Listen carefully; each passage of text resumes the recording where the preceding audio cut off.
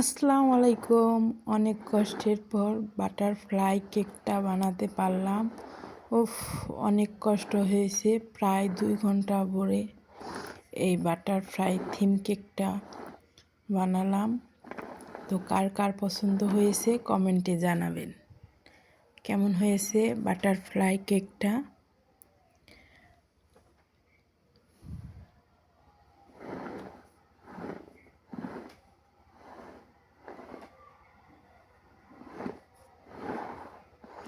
অনেক কষ্ট কেক বানানো। এই দেখেন দেখেন এইগুলো এখন সব পরিষ্কার করতে হবে, কিন্তু যখন কেকটা সুন্দর হয় তখন অনেক ভালো লাগে।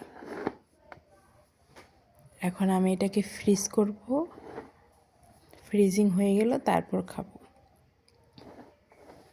এটা 1/2 পাউন্ড বাটারফ্লাই কেক।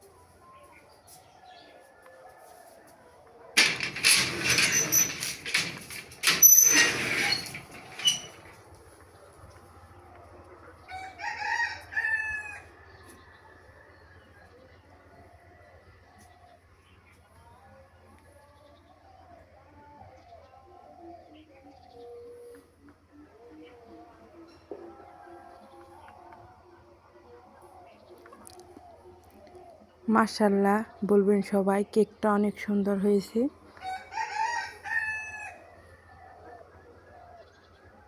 প্রথমবার বাটারফ্লাই থিম কেক বানালাম, এখানে বাটারফ্লাই লিখে দিয়েছি। কেকটা যদি ভালো লাগে তাহলে কমেন্টে মাশাআল্লাহ বলবেন।